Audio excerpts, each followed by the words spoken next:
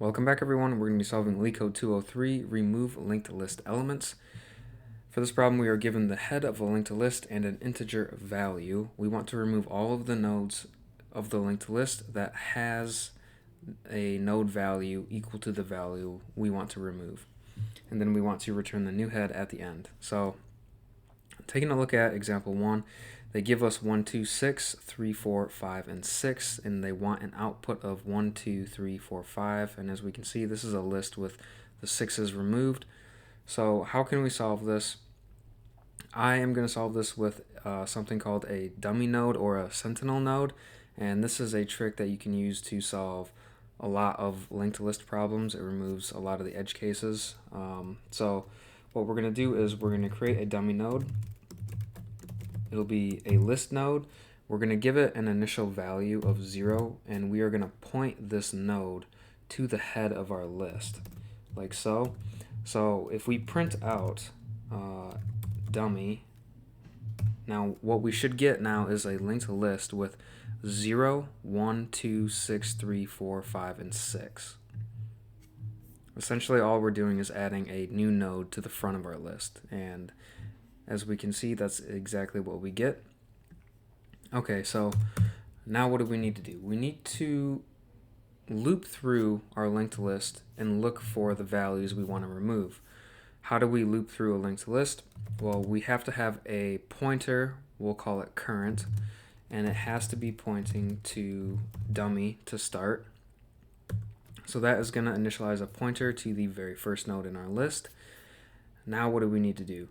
We are going to be checking the next node of current. Since we're starting at 0, we want to say if current.next, if that value 1 is equal to the value that we're looking for, then we will simply set current.next pointer equal to current.next.next pointer. That'll skip over 1 and go to 2.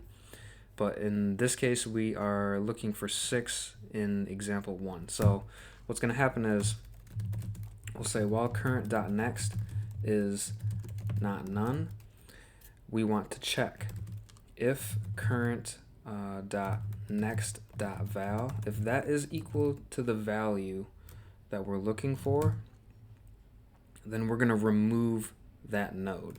So we'll say current.next is going to be equal to current.next.next. Else if current.next.value is not equal to the value we're looking for, meaning let's say our current pointer is at 1, if the next value is equal to 2, then we can just move our pointer up 1 position, and only then. So we'll say current will now be equal to current.next. And at the end, they want us to return the new head of the linked list. So watch what happens if we return dummy. We should get an error, right? And we do. And this is the output, 0, 1, 2, 3, 4, 5. Notice how we've removed all of the 6's, so that's exactly what we want. But in order to return the head, we need to, instead of returning dummy, we need to return the next node, so dummy.next. So we'll run this, and we pass all 3 test cases. We'll submit, and it does pass. So what is the time complexity of this problem? The time complexity is going to be O of n, right? We're looping through all of our nodes one time, and the space complexity is going to be, you might want to say it's O of n since we're adding a new node to the list, but that's not the case. It is still going to be O of 1. We're not adding any extra data structures of the original length of our input data structures. We're just adding an extra node onto the original structure. So in this case, our space complexity will be O of 1. And that'll do it for LeetCode 203.